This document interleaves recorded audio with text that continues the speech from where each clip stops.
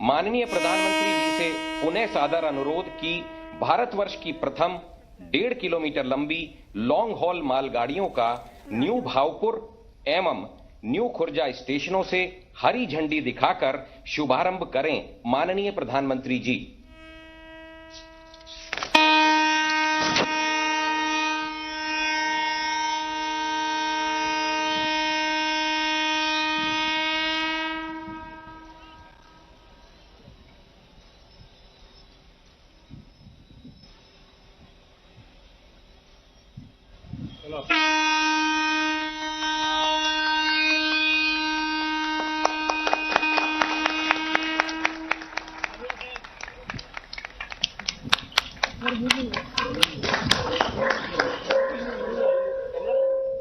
धन्यवाद माननीय प्रधानमंत्री जी।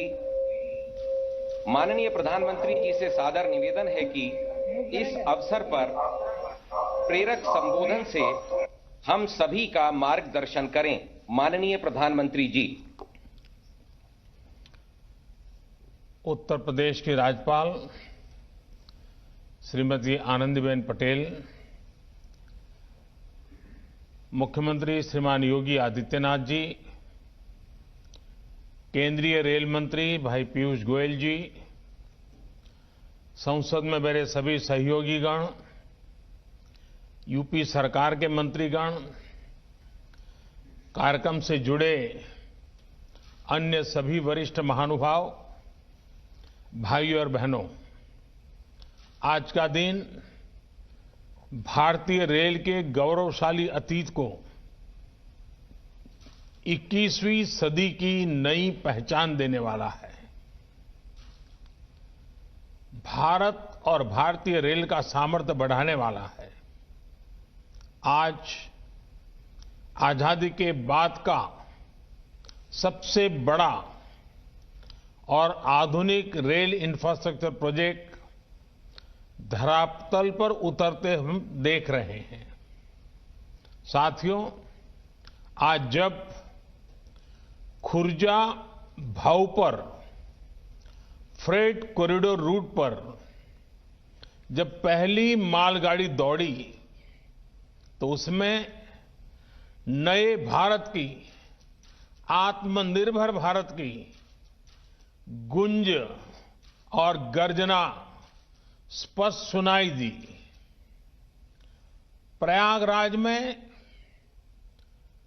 ऑपरेशन कंट्रोल सेंटर भी नए भारत के नए सामर्थ्य का प्रतीक है। ये दुनिया के बेहतरीन और आधुनिक कंट्रोल सेंटर में से एक है और ये सुनकर किसी को भी गर्व होगा कि इसमें मैनेजमेंट और डेटा से जुड़ी जो टेक्नोलॉजी है वो भारत में ही तैयार की गई है। भारतीयों ने ही उसको तैयार किया है। भाइयों और बहनों, इंफ्रास्ट्रक्चर किसी भी राष्ट्र के सामर्थ्य का सबसे बड़ा स्रोत होता है। इंफ्रास्ट्रक्चर में भी कनेक्टिविटी राष्ट्र की नसें होती हैं, नाड़ियां होती हैं। जितनी बेहतर ये नसें होती हैं, उतना ही स्वास्थ्य और सामर्थ्यवान कोई राष्ट्र होता है। आज जब भारत दुनिया की बड़ी आर्थिक ताकत बनने के रास्ते पर की तरफ तेजी से आगे बढ़ रहा है, तब बेहतरीन कनेक्टिविटी देश की प्राथमिकता है। इसी सोच के साथ बीते 6 सालों से भारत में आधुनिक कनेक्टिविटी के हर पहलू पर फोकस के साथ काम किया जा रहा है। हाईवे हो, रेलवे हो, एयरवे हो, वाटरवे हो या फिर हाईवे, आर्थिक रफ्तार के लिए जरूरी इन पांचों पहियों को ताकत दी जा रही है, गति दी जा रही है। ईस्टर्न डेडिकेटेड फ्रेट कॉरिडोर, इसके एक बड़े सेक्शन का लोकार्पण भी इसी दिशा में बहुत बड़ा कदम है। साथियों, ये डेडिकेटेड फ्रेट कॉरिडोर, इनको अगर सामान्य बोलचाल की भाषा में कहें तो मालगाड़ियों के लिए बने विशेष ट्रैक हैं, विशेष व्यवस्थाएं हैं।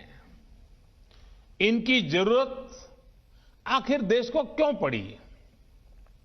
हमारे खेत हो, उद्योग हो या फिर बाजार, ये सब माल ढुलाई पर निर्भर होते हैं। कहीं कोई फसल उगती है, उसको देश के अलग अलग हिस्सों में पहुंचाना पड़ता है, एक्सपोर्ट के लिए बंदरगाहों तक पहुंचाना पड़ता है।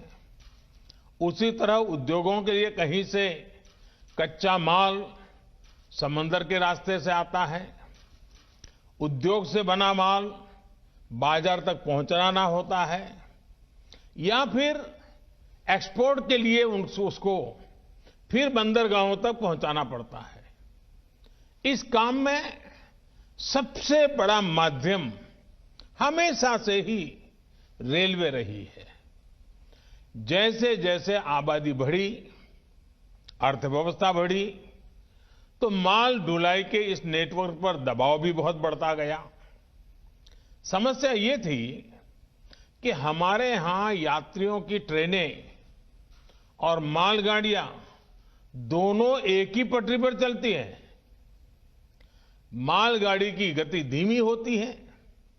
ऐसे में मालगाड़ियों को रास्ता देने के लिए यात्री ट्रेनों को स्टेशन पर रोका जाता है। इससे पैसेंजर ट्रेन भी समय पर नहीं पहुंच पाती है और मालगाड़ी भी लेट हो जाती है। मालगाड़ी की गति जब धीमी होगी, जगह जगह रोक टोक होगी, तो जाहिर है ट्रांसपोर्टेशन की लागत ज्यादा होगी। इसका सीधा असर हमारे खेती, खनिज उत्पाद और औद्योगिक उत्पादों की कीमत पर पड़ता है। महंगे होने के कारण वो देश और विदेश के बाजारों में होने वाली स्पर्धा में टिक नहीं पाते हैं, हार जाते हैं। भाइयों और बहनों, इसी स्थिति को बदलने के लिए फ्रेट कॉरिडोर की योजना बनाई गई।